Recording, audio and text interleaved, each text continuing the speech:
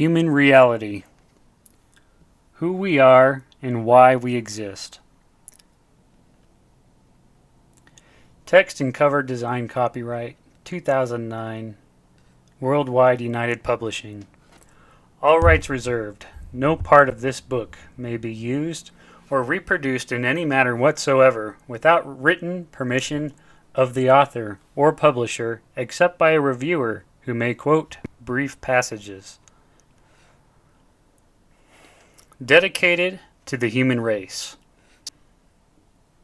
He who approaches the object of knowledge with thought alone, without associating any sight with his thought, or dragging in any sense perception with his reasoning, but who, using pure thought alone, tries to track down each reality pure and by itself. Will not that man reach reality, if anyone does? Attributed to Socrates in Plato's Phaedo, 65d E. If you would understand anything, observe its beginning and its development. Attributed to Aristotle. Author's note. Many of the facts presented in this book have never been explained to all of the inhabitants of this earth, although there have been a few who have been privy to this information. None has made a worldwide attempt to make these things known to their fellow human beings. This book, a first of its kind, introduces many profound concepts that the reader is likely to have never considered before. Therefore, a natural intellectual and emotional resistance can be expected. As humans, we often find it difficult to accept something that conflicts with our established personal perceptions, opinions, and beliefs. When we decide to read a book that might disagree with our personal views and ideas, we are to be commended. Although many consider themselves to be open-minded, most people find it quite difficult to follow the intentions and thoughts of an author once they encounter concepts that challenge what they currently accept as their own personal truths. After initially reading something that is disagreeable to us, it is human nature to question everything that follows. Because our minds have layers upon layers of intellectual caution and personal prejudice embedded within, our reading comprehension may deteriorate as we struggle with concepts that increasingly conflict with our own. Subconsciously, we don't want our personal perceptions of our own reality to be challenged. We don't want to be proven wrong. Consequently, this can lead to mounting barriers of mistrust and disbelief in what is written. This results in an avalanche of prejudice that forms a slippery slope upon which our minds slide negatively against the new ideas and concepts being presented.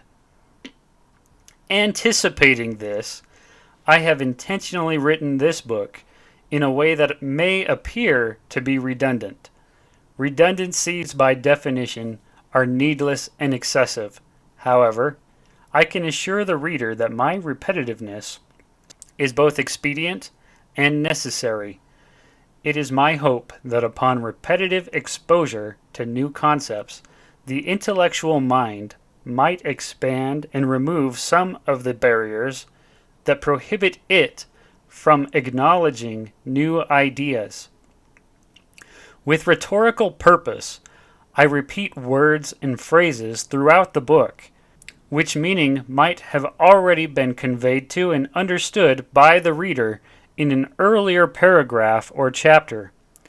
Those with an open mind, who recognize their personal prejudices, will humbly admit that they have them and can be affected by them.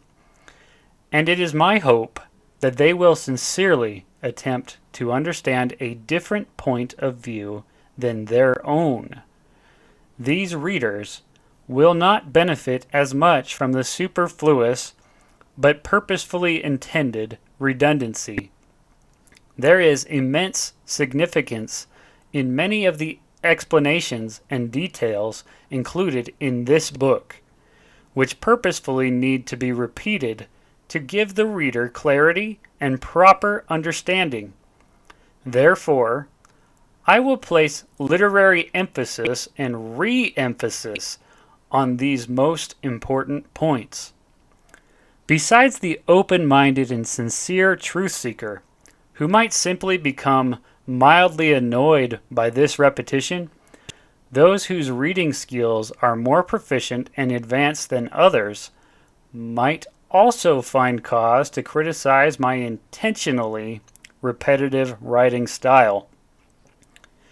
To the more quote-unquote sophisticated readers, the continual repetition of words and phrases, along with the use of many italicized and bold highlights, might appear to be a reflection of insecurity in my ability to explain a specific point. However, I can assure these quote-unquote highly educated ones that I have no personal insecurities in presenting the concepts in this book exactly as I know them to be and in the way that I know they should be presented. It became a very difficult task to put into writing what I know about human reality, desiring to ensure that all readers, scholarly or less educated alike, were considered fairly in the composition of this book. It is my hope, therefore, that those who engage themselves in the task of reading this book might have compassion towards my weakness as I convey what I know through the written word. I have used my limited vocabulary and unorthodox writing style to convey a description of things that have never been explained or shared upon this earth by any other person. I make no excuses for my inadequacies, yet I also maintain that I am an expert on the subject matter and at tackling difficult and controversial subjects despite my less than expert writing skills. Because our minds comprehend and retain better when presented with fragmented bits of information rather than lengthy explanations, I have segmented the book into numbered subheadings within each chapter. Each subheading is titled in an effort to help the mind transition from one concept to the next with greater ease and understanding. Also, for those so inclined, the numbered subheadings will serve as an easy reference tool. Although faced with the challenges outlined above while writing this book, I remain hopeful that the most impenetrable, hardened mind might be softened, if that mind is so willing, and that the most prejudiced reader might grasp the most complete and comprehensive answers to our human reality that have ever been given to the human race upon this earth. Upon obtaining these answers, each individual, as well as all of us as united human beings, will benefit, simply by applying our new understanding to our plight here upon this earth. To this end, it is my hope that all who read this book will come to understand who we are and why we exist. Anonymous.